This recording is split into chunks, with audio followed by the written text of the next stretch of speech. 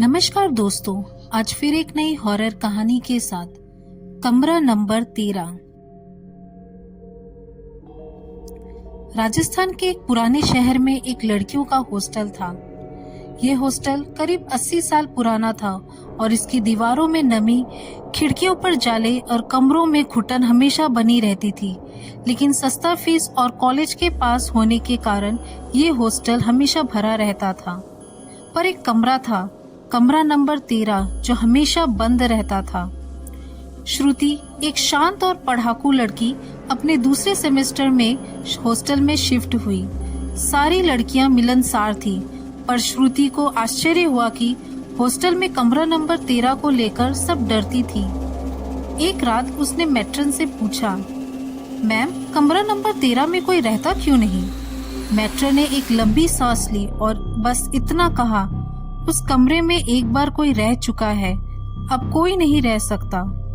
श्रुति को ज्यादा पूछना ठीक नहीं लगा, लेकिन दिल में एक डर बैठ गया था। पहला 2 दिन सब ठीक था। तीसरी रात के बाद से अजीब चीजें शुरू हुई। रात को 2 बजे के करीब श्रुति को किसी के सिसकने की आवाजें आने लगी।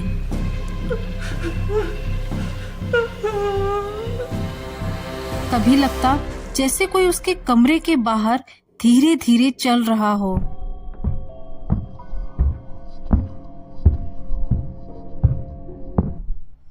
कभी हल्की हल्की धीमी मुस्कुराने की आवाजें आती।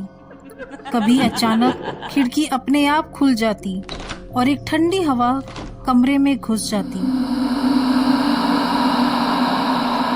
एक रात उसने हिम्मत करके दरवाजा खोला। बाहर कोई नहीं था, लेकिन कमरा नंबर 13 का दरवाजा थोड़ी सी खुली अवस्था में था, जबकि वह हमेशा बंद रहता था। कुछ दिन बाद श्रुति को हॉस्टल की पुरानी वार्डन शांता आंटी मिली। उन्होंने बताया, 4 साल पहले एक लड़की थी, नेहा, शांत, सीधी, पर हमेशा अकेली। वह कमरा नंबर 13 में रहती थी।